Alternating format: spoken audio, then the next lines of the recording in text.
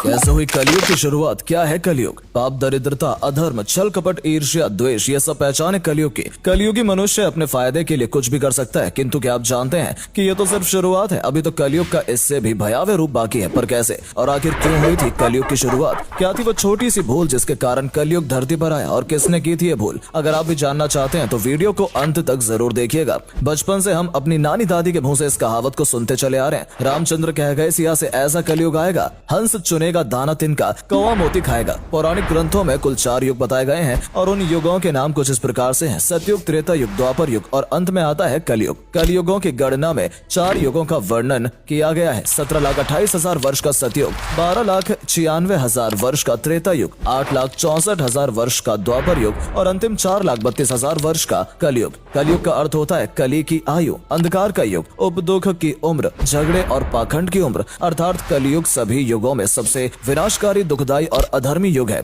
जहाँ सतयुग में पाप 0% जबकि पुण्य 100%, त्रेता युग में पाप 25 जबकि पुण्य 75%, द्वापर युग में पाप और पुण्य दोनों 50-50% थे। वहीं कलयुग में पाप 75% जबकि पुण्य सिर्फ 25% ही रहा है। इस युग में व्यक्ति की लालसा इंसानियत पर भारी पड़ेगी। यूं तो कलयुग सबसे छोटा युग है, लेकिन इस युग में बढ़ता पाप व्यक्ति को 60 साल भी चैन से नहीं जीने देगा। कलयुग में आपने भी लूट, हत्या, दुष्कर्म, चोरी, धोखा इत्यादि घटनाएं देखी होंगी, जिन्हें देखकर कभी न कभी तो आपके मन में भी विचार आया होगा कि आखिर कलयुग की शुरुआत हुई कैसे और क्यों? तो इसका जवाब है राजा परीक्षित द्वारा की गई वो छोटी सी भूल, जिसके कारण कलयुग इस धरती पर आया। राजा परीक्षित के इस भूल से रूबरू होने से पहले वीडियो को लाइक करके पेज को फॉलो जरूर कर लें। महान गणितज्ञ आर्यभट्ट ने अपनी पुस्तक आर्यभट्टीय में ये जिक्र किया है कि जब उनकी आयु 23 वर्ष थी तब कलयुग का 36वां वर्ष चल रहा था। आर्यभट्ट का जन्म 476 ईस्वी में हुआ था। इस तरह कलयुग की गणना करें तो इसकी शुरुआत 3102 ईसा पूर्व में हुई थी। श्रीमद् भगवत पुराण के अनुसार जब सप्त ऋषि महानक्षत्र में विश्राम कर रहे थे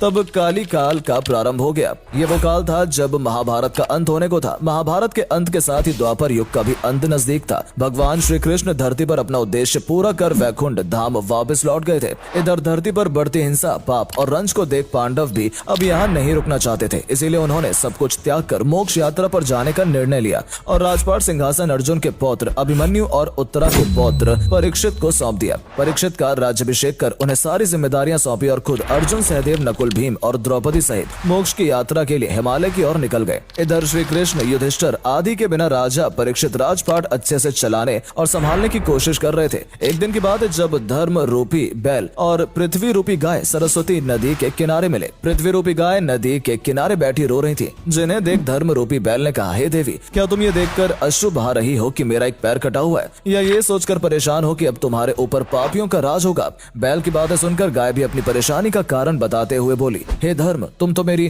परेशानी की वजह जानते हो, फिर ये प्रश्न पूछने का क्या लाभ? सतय, मित्रता, त्याग, दया, शास्त्र, विचार, ज्ञान, वैराग्य, ऐश्वर्य, निर्भीकता, कोमलता, धैर्य के स्वामी श्री कृष्ण अपने धाम वापस लौट चुके हैं। श्री कृष्ण के चरण जब मेरे ऊपर पड़ते थे तो मैं स्वयं को भाग्यशाली मानती थी, किंतु अब ऐसा नहीं है। श्री कृष्ण के वैकुंठ लौटते ही कलयुग ने मुझ पर कब्जा कर लिया और अब मेरा सौभाग्य भी समाप्त हो चुका है। धर्म और पृथ्वी की वार्तालाप चल ही रही थी कि तभी वहाँ कलयुग नामक एक दुष्ट राक्षस पहुँच गया और गाय और बैल को बेवजह मारने लगा। बेबस गाय बैल भी उसके वार का कोई जवाब न दे सके। इतने में राजा परीक्षित का यहाँ से गुजरना हुआ और उनकी नजर इस राक्षस पर पड़ी। निरपराध गाय और बैल को मारता देख राजा परीक्षित क्रोधित हो उठे और राक्षस को ललकारते हुए बोले, दुष्ट पापी तू कौन है और क्यों इस निरपराध गाय और बैल को मार रहा है? तू दुष्ट है, तेरे द्वारा किया गया पाप बिल्कुल भी क्षमा योग्य नहीं है, तेरी मौत तो निश्चित है। इतना कहते राजा परीक्षित ने अपनी तलवार बाहर निकाली और कलयुग को मारने के लिए आगे बढ़े, किंतु राजा परीक्षित के हाथ में तलवार देख कलयुग भयभीत हो गया और राजा परीक्षित के चरणों में गिरकर अपने प्राणों की भीख मांगने लगा।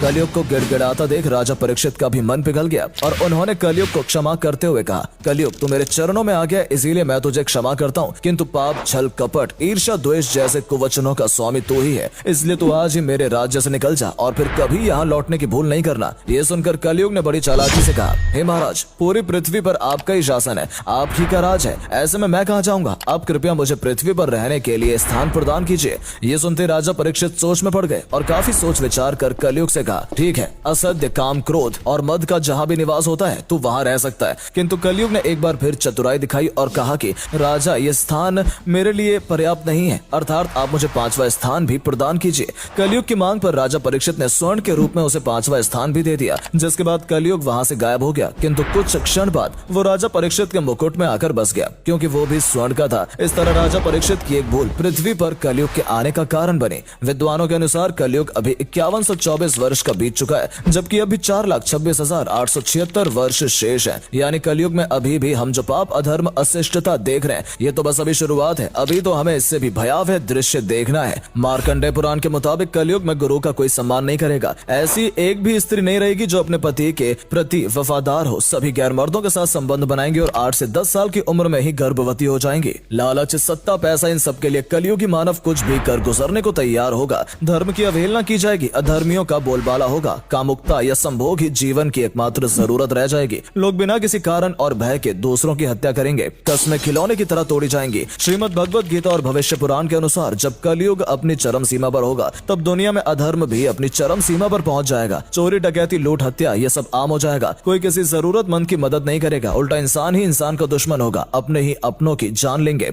हिंदुओं के सबसे बड़े ग्रंथ महाभारत में तो कलयुग के अंत का वर्णन मिलता है, जिसके अनुसार जैसे जैसे कलयुग अपनी चरम सीमा पर पहुंचेगा, वैसे वैसे धर्म, दया, आयु, बल, सत्य, पवित्रता, क्षमा और याद रखने की शक्ति में कमी आएगी। सूर्य का प्रकाश इतना होगा कि सभी समुद्र और नदियां सूख जाएंगी, जिस वजह से छोटे मोटे तालाबों को ही लोग तीर्थ मानकर स्नान करेंगे। मौसम में ऐसे ऐसे बदलाव होंगे कि जिन्हें कोई समझ नहीं पाएगा। कभी तेज बारिश होगी तो कभी तूफान, कभी कड़ाके की सर्दी पड़ेगी तो कभी झुलसा देने वाली गर्मी। धर्म ग्रंथों के मुताबिक कलयुग में तेज, चतुर, चालाक और लोभी लोगों का बोलबाला होगा। ऐसे लोगों को विद्वान और धर्मात्मा मानकर लोग इनके चरणों में गिरेंगे। समय इस कदर बदल जाएगा कि शास्त्रों और वेदों का पालन कोई नहीं करेगा।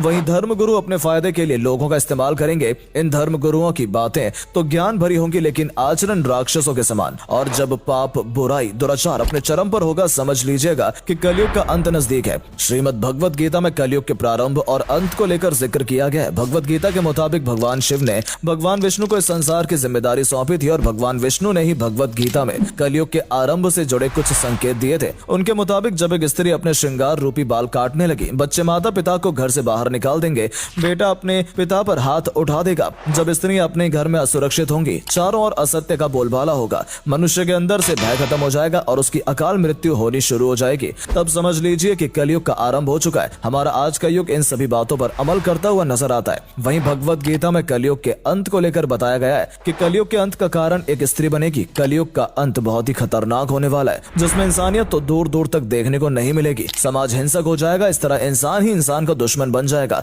और इंसानियत पूरी तरह से खत्म हो जाएगी और बलवान और धनवान का राज होगा। यानी लोगों के लिए पैसा ही सब कुछ हो जाएगा। पूरी दुनिया अधर्म से भर जाएगी, चाहे स्त्री हो या पुरुष, सब अधर्मी हो जाएंगे। इस काले युग यानी कलयुग के अंत में स्त्रियां अपने ही पतियों के खिलाफ रहेंगी। वो अपने पति से झगड़ा करेंगी, कोई इज्जत नहीं करेगी और पराये आदमियों से उनका संबंध बढ़ता जाएगा। वहीं यह समय कुछ ऐसा होगा जब इंसान की आयु करीब 10 से 20 साल की रह जाएगी। यही नहीं, जब कलयुग अपने चरम पर होगा तब इंसान लगभग 16 साल की उम्र में ही बूढ़े हो जाया करेंगे। है ना दोस्तों, कितनी हैरानी की बात। यही नहीं, स्त्रियां तो लगभग 8 से 10 साल की उम्र में ही गर्भवती हो जाया करेंगी और ना तो स्त्रियां पतिव्रता धर्म का पालन करेंगी और ना ही पति। और तब कलयुग का अंत कर सतयुग की स्थापना करने भगवान विष्णु कल्कि के अवतार में अवतरित होंगे और अच्छे लोगों की रक्षा कर बुराई का नाश करेंगे। किंतु इसका अंत और कितना भयावह होगा और सभी कलयुगी मनुष्य को क्या कुछ देखना है, ये तो आने वाला वक्त ही बताएगा। फिलहाल वीडियो पसंद आई हो तो लाइक शेयर करके पेज को फॉलो जरूर करें। धन्यवाद।